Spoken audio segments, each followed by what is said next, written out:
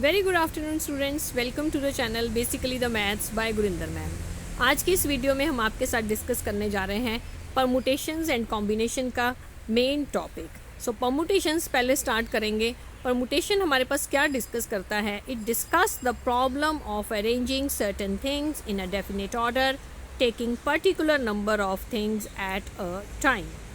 मैं आपको इसमें एक एग्जांपल से बताना चाहती हूँ। सपोज़ हमारे पास जो है, आपको अपने बुक शेल्फ के ऊपर जो है वो बुक्स को अरेंज करना है।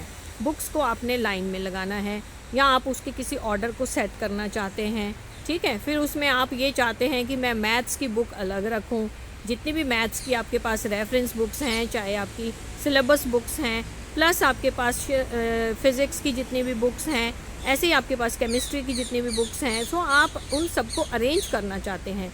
इट मीन्स आपके पास टोटल नंबर अगर 20 बुक्स हैं, तो उनमें से अगर आपके पास 4 बुक्स मैथ्स की हैं एंड उसमें से आपके पास 5 बुक्स जो हैं वो फिज़िक्स की हैं, इतनी मैथ्स की हैं, फिज़िक्स की हैं, और केमिस्ट्री की लेट इट भी आपके पास 2 बुक्स हैं, तो आप इन सब बुक्स को जो है अरेंज करना चाहते हैं। बाकी आपके पास अदर स्टॉक की कुछ और बुक्स भी हैं जो आपकी इंटरेस्ट की या एंटरटेनमेंट की अदर बुक्स भी हैं। सो लाइक दिस, ये आपने बुक्स जो हैं टोटल तो 20 हैं, बट आप उनमें से मैथ वाली को अलग रखना चाहते हैं, 5 जो हैं वो फिज़िक्स वाली हैं उनको अलग रखना चाहते हैं, 2 केमिस्ट्री वाली हैं उनको अलग रखना चाहते हैं, एंड अदर बुक्स हैं जिनको आप अलग रखना चाहते हैं।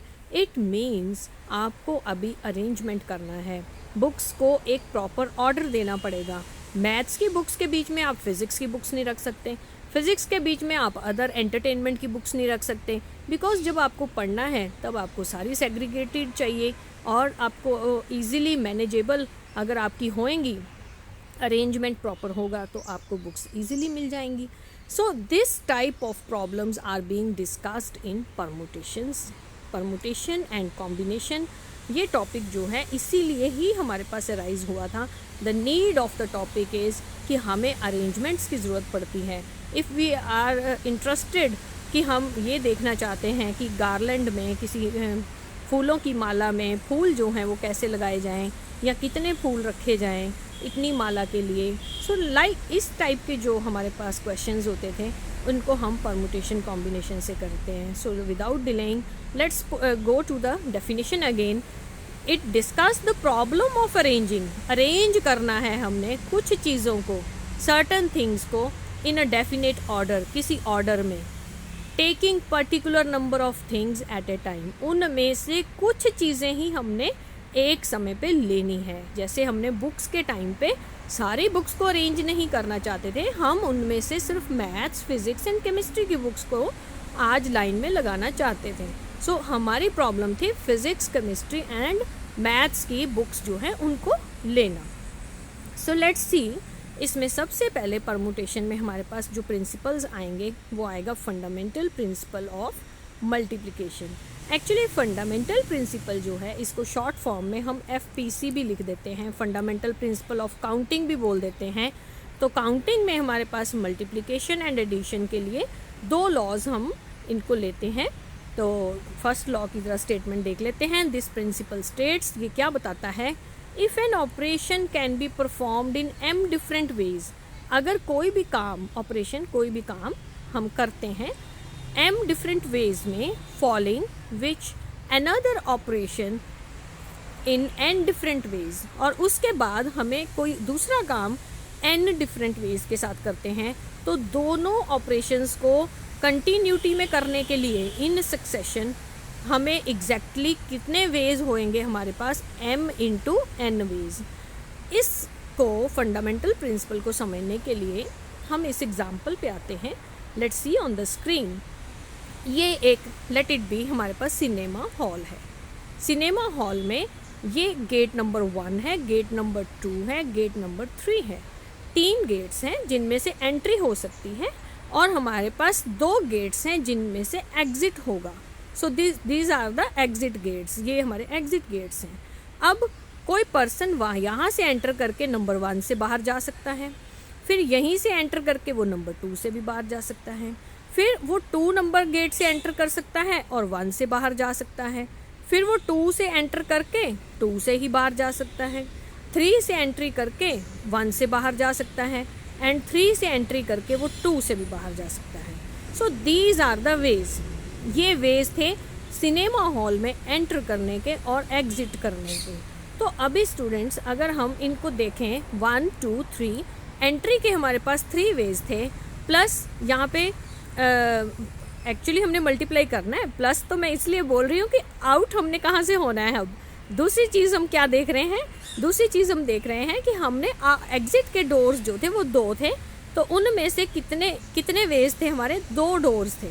तो हम इनको मल्टीप्लाई करें तो हमारे पास आंसर आ रहा है 6। और अगर आप इनको काउंट भी करें, देखिए कोई कलर दूसरा ले लेते हैं, उससे जल्दी पता चलेगा। 1 2 3 4 5 एंड 6।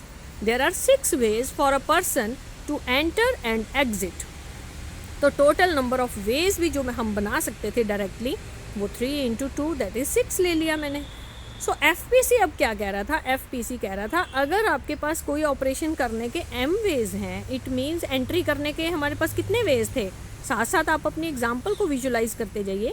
हमें एंटर करने के 3 वेज थे, फॉलोइंग विच अनदर ऑपरेशन, और उसके बाद जो एंटर कर चुका है उसने सिनेमा हॉल से भी निकलना भी तो है, बाहर भी तो वो जाएगा, तो इट मीन्स उसके पास 2 वेज थे डिफरेंट। ठीक है स्टूडेंट्स, देन बोथ ऑपरेशंस, दोनों के दोनों ऑपरेशंस जो थे वो हमें इकट्ठे ही करने हैं। अगर किसी ने एंटर किया है तो उसने एग्जिट भी करना है। सो एग्जिट करने के और एंटर करने के टोटल वेज हमने कितने बताए, 3 × 2 different ways, that is 6 ways हमारे पास टोटल बनेंगे कि वो चाहे 1 से एंट्री करे और फिर 2 से एग्जिट करे, लाइक दैट सारे। आई होप कि मैंने इसको अच्छे से आपको समझाया है। सो एक फंडामेंटल प्रिंसिपल ऑफ एडिशन भी किसी बुक में दिया हुआ है, R.D. शर्मा की बुक में भी ये दिया हुआ है, इसको भी ज़रा देख लेते हैं। यूज़ बहुत ज़्यादा होगा ये भी आपके पास। Let's see on, if there are 2 jobs, same कोई काम है, 2 तरह से को वो काम हमने करना है, such that they can be perform independently. देखिए जिसने एंट्री करी है थिएटर में उसको एग्जिट तो करना ही पड़ेगा, वो बाहर तो जाएगा ही, पर वहाँ पे इसका मतलब डिपेंडेंसी थी, एंट्री करने के बाद एग्जिट करना डिपेंडेंट हो गया, आपको बाहर जाना ही है।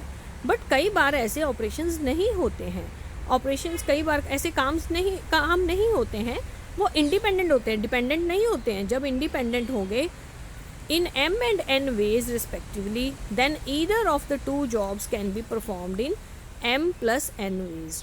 तो उनमें से कोई भी एक काम करने का हमारे पास तरीका कितने हो गए, m plus n, उसमें हम प्लस कर लेंगे। ज़रा इसको एक प्रॉब्लम से लेते हैं, एग्जाम्पल से समझते हैं मैं क्या कहना चाहती हूँ। In a class there are 10 boys, एक क्लास में 10 बॉयज़ हैं एंड 8 गर्ल्स हैं। The teacher wants to select a boy और अ गर्ल। जैसे बहुत बार टीचर्स जो हैं वो आपकी क्लास में कोई ना कोई रिप्रेजेंटेटिव बना देते हैं, मॉनिटर बना देते हैं कि चलिए मैंने आपकी क्लास में से एक बच्चे को मॉनिटर बनाना है। तो अभी 10 बॉयज़ हैं, 8 गर्ल्स हैं, और क्लास को रिप्रेजेंट करने के लिए कोई भी एक बच्चा चाहिए, या तो लड़का होगा या लड़की होगी, कोई भी एक होगा। In how many ways the teacher can make this selection. अब टीचर कितने वेज में सिलेक्ट कर सकती है, 10 बॉयज़ हैं तो 10 वेज हो सकते हैं। बॉय 1 को ले ले, बॉय 2 को ले ले, बॉय 3 को ले ले, ठीक है, लाइक दैट। बॉय 1 को ले सकती है टीचर बॉय 2 को भी सिलेक्ट कर सकती हैं, बॉय 3 को भी ले सकती हैं, एंड सो ऑन, बॉय 10 को ले सकती हैं। It means we have 10 choices for the boys. Also girl 1 को भी ले सकती हैं, गर्ल 2 को भी ले सकती हैं, सो ऑन। गर्ल 8 तक गर्ल्स हैं तो 8 गर्ल्स जो हैं वो हमारे पास 8 चॉइसेस बना रही हैं। सो हमारे पास टोटल कितने वेज हो गए, 10 + 8। या तो बॉयज़ लेंगी, बॉय लेंगी मैम, या तो फिर गर्ल लेंगी, एक ही लेंगी स्टूडेंट। तो हमारे पास टोटल 18 वेज हो गए। हम यहाँ पे मल्टीप्लाई नहीं करेंगे क्योंकि टीचर को बॉय एंड गर्ल नहीं चाहिए, उसको बॉय और गर्ल चाहिए। तो इसका मैं एक आपको सिंपल सा वे बता देती हूँ। जब भी आपको सिलेक्शन मेड करनी है, देखिए सिलेक्शन लेनी है और जो होता है वो एडिशन की तरफ लेके जाता है। This is a very general and simple tip for your permutation. जहाँ भी और आता है वहाँ एडिशन आती है, और जहाँ भी एंड आता है वहाँ मल्टीप्लिकेशन आती है। So this is very easy to cram on and do the problems. ये आपको प्रॉब्लम्स में बहुत हेल्पफुल होगा। आई होप आज की वीडियो में आपने फंडामेंटल प्रिंसिपल सीख लिया है। So in the next video we will continue with the topic. You can also join us on our Twitter account @basicallymaths. Thank you for joining us. See you in the next video. Bye.